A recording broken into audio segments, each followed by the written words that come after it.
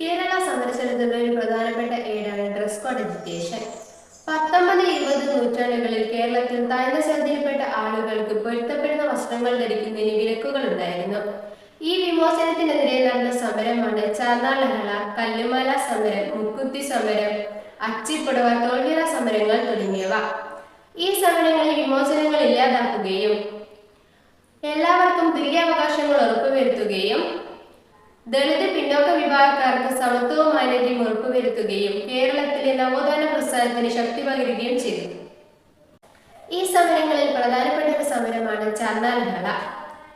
സവർണ ജാതിയിലെ സ്ത്രീകളെ പോലെ ഇഷ്ടമുള്ള മേൽവസ്ത്രങ്ങളും ആഭരണങ്ങളും ധരിക്കാൻ താഴ്ന്ന വിഭാഗത്തിൽപ്പെട്ട ആളുകൾക്ക് അനുവാദമുണ്ടായിരുന്നില്ല. ഇങ്ങനെ അവകാശങ്ങൾ നിഷേധിക്കപ്പെട്ട ഒരു വിഭാഗമായിരുന്നു ചാന്നാർ വിഭാഗം.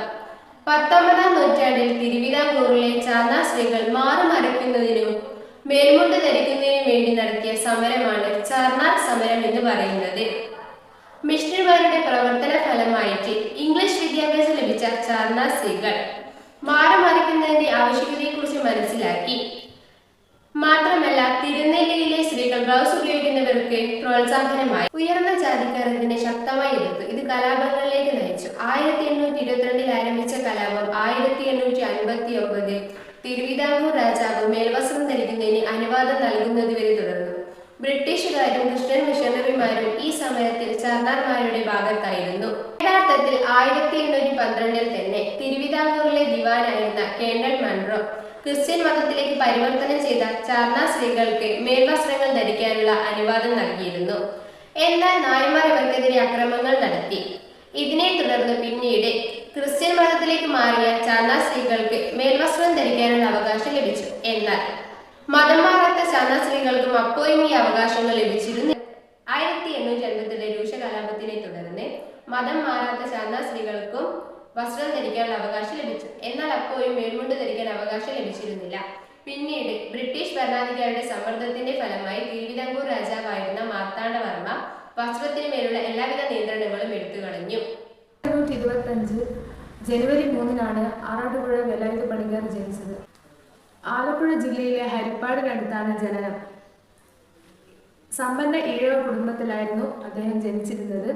1825 അവർണർക്കായിട്ട് ശിവക്ഷേത്രവും പണിഞ്ഞിട്ടുണ്ട്. മറ്റൊരു പ്രധാനപ്പെട്ട സമരമാണ് മൂക്കുത്തി സമരം. പഴയകാല കേരളം എന്നത് ജാതിയുടെ മതത്തിന്റെ പേരിൽ വിവേചനം നിലനിന്ന ഒരു കാലഘട്ടമായിരുന്നു.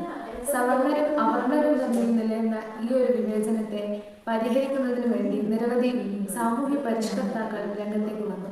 അതിൽ പ്രധാനപ്പെട്ടവരാണ് അയ്യങ്കാളി, ശ്രീനാരായണ ഗുരു, ആറാട്ടുപുഴ വേലായുധ പണിക്കർ എന്നിവർ. അയ്യങ്കാളി കൊണ്ടുവന്നിട്ടുള്ള ഒരു സമരമാണ് കല്ലുമാല സമരം. ഇതിനോടനുബന്ധിച്ച് നിലനിന്ന മറ്റൊരു സമരമാണ് മൂക്കുത്തി സമരം എന്ന് പറയുന്നത്.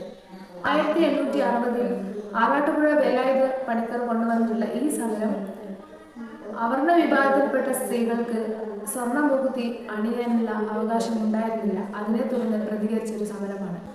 അവർണ വിഭാഗത്തിൽപ്പെട്ട സ്ത്രീകൾക്ക് സ്വർണ്ണാഭരണങ്ങൾ വാങ്ങാമെങ്കിലും അത് ധരിക്കാനുള്ള അവകാശം ഉണ്ടായിരുന്നില്ല.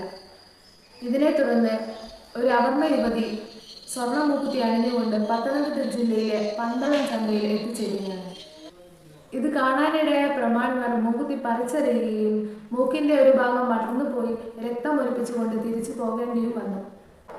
ഈ വിവരം അറിഞ്ഞ ആറാട്ടുപുഴ വേലായുധ പണിക്കർ ഒരു വട്ടി നിറയെ സ്വർണ്ണാഭരണങ്ങളുമായി എത്തുകയും അവർണ യുവതികളെ വിളിച്ചുകൂട്ടി സ്വർണ്ണാഭരണങ്ങൾ അണിയാൻ ആഹ്വാനം ചെയ്തു.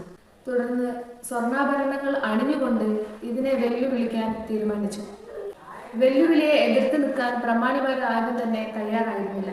ഇതിനെ തുടർന്ന് 1860 ആറാട്ടുപുഴ വേലായുധ പണിക്കർ നടത്തിയിട്ടുള്ള ഒരു പ്രക്ഷോഭമാണ് മൂക്കുത്തി സമരം എന്ന് പറയുന്നത്. ഒരു കാലത്ത് തൊട്ടുകൂടായ്മയും തീണ്ടിക്കൂടായ്മയും നിലനിരുന്ന നാടായിരുന്നു നമ്മുടെ കേരളം. താഴ്ന്ന ജാതിക്കാർക്കും ഉയർന്ന ജാതിക്കാർക്കും പ്രത്യേകമായ നിയമങ്ങളായിരുന്നു ഉണ്ടായിരുന്നത്. താഴ്ന്ന ജാതിയിൽപ്പെട്ട സ്ത്രീകൾക്ക് അവർക്ക് ഇഷ്ടാനുസരണം വസ്ത്രം ധരിക്കാനോ അതുപോലെ തന്നെ മാറുമറക്കാനോ ഉള്ള അവകാശമില്ലായിരുന്നു. ഉന്നത കുലത്തിൽപ്പെട്ട സ്ത്രീകൾക്ക് മാത്രമായിരുന്നു സ്വർണ്ണാഭരണങ്ങളും വെള്ളിയും പോലെയുള്ള ആഭരണങ്ങൾ അണിയാനുള്ള അവകാശം ഉണ്ടായിരുന്നു. താഴ്ന്ന ജാതിയിൽപ്പെട്ട സ്ത്രീകൾക്ക് കല്ലുമാലകളും അതുപോലെ തന്നെ ഇരുമ്പ് കൊണ്ടുള്ള വളകളും ഉപയോഗിക്കാനായിരുന്നു അനുവാദം ഉണ്ടായിരുന്നത്. മാറുമറക്കാൻ അവകാശമില്ലാത്ത ഇവർ കല്ലുമാലകൾ ഉപയോഗിച്ചായിരുന്നു മാറുമറച്ചത്. അതിനുശേഷമാണ് അയ്യങ്കാളിയുടെ നേതൃത്വത്തിൽ കല്ലുമാല ബഹിഷ്കരിക്കാനുള്ള സമരം നടത്തിയത്. കല്ലുമാല ബഹിഷ്കരിക്കുന്നത് ജാതിയെയോ ആചാരങ്ങളെയോ ലംഘിക്കുന്നത് തുല്യമാണ് എന്ന് പറഞ്ഞ് ഉയർന്ന ജാതിയിലുള്ള ആളുകൾ താഴ്ന്ന ജാതിയിലുള്ള ആളുകളെ എപ്പോഴും ശിക്ഷിക്കുന്നത് പതിവായിരുന്നു. അയ്യങ്കാളി ഇതിനെ ശക്തമായി എതിർക്കുകയും ചെയ്തു. ഒരടിക്ക് രണ്ടടി എന്ന വിപ്ലവ മുദ്രാവാക്യം കൊണ്ടുവരികയും ചെയ്തു. അങ്ങനെ താഴ്ന്ന ജാതിയിലുള്ളവരും ഉയർന്ന ജാതിയിലുള്ളവരെ എതിർക്കാൻ തുടങ്ങി. അതിനിടയിലാണ് പെരിങ്ങാട് കലാപം ഉണ്ടാകുന്നത്. അതോടെ സമരം രൂക്ഷമാവുകയും ചെയ്തു. 1915 അയ്യങ്കാളി ഒരു സമ്മേളനം കൂടുന്നുണ്ട്.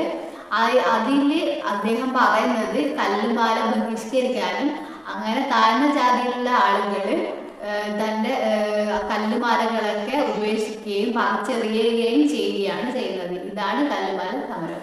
കേരള സ്വാതന്ത്ര്യ സമര ചരിത്രത്തിൽ ഉൾപ്പെടുത്തേണ്ടതല്ലെന്ന് പറഞ്ഞ് മാറ്റി നിർത്തപ്പെട്ട ഒരു സമരമായിരുന്നു 1946 തൊഴിലുറ അജിറ്റേഷൻ എന്ന് പറയുന്നത്.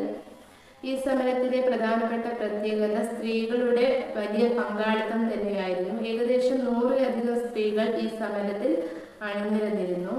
കാസർഗോഡ് ജില്ലയിലെ ചീമേനി എന്ന് പറയുന്ന സ്ഥലത്തുള്ള എസ്റ്റേറ്റിലായിരുന്നു ഈ സമരം ആരംഭിച്ചത്.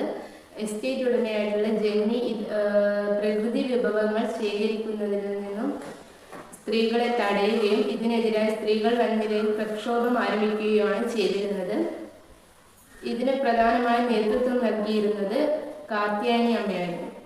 മറ്റൊരു പ്രധാനപ്പെട്ട സമരമാണ് അച്ചിപ്പുടവ സമരം. കേരള നവോത്ഥാന നായകരിലെ ആദ്യ രക്തസാക്ഷിയായ ആറാട്ടുപുഴ വേലായുധ പണിക്കരുടെ നേതൃത്വത്തിൽ 1858 നടന്ന സമരമാണ് അച്ചിപ്പുടവ സമരം. സവർണജാതിയിലെ സ്ത്രീകൾ കടങ്കാൽ വരെ എത്തുന്ന ഇരട്ട തുണിയാണ് ധരിച്ചിരുന്നത്. ഇത് അച്ചിപ്പുടവ എന്ന പേരിലാണ് അറിയപ്പെട്ടിരുന്നത്. ഇവ നേടിയിരുന്നത് സ്ത്രീകളായിരുന്നു എങ്കിലും ഇവർക്ക് ഈ പുടവ ധരിക്കാൻ അനുവാദമുണ്ടായിരുന്നില്ല. കായംകുളത്തിനടുത്ത് പത്തിയൂർ എന്ന സ്ഥലത്ത് ഒരു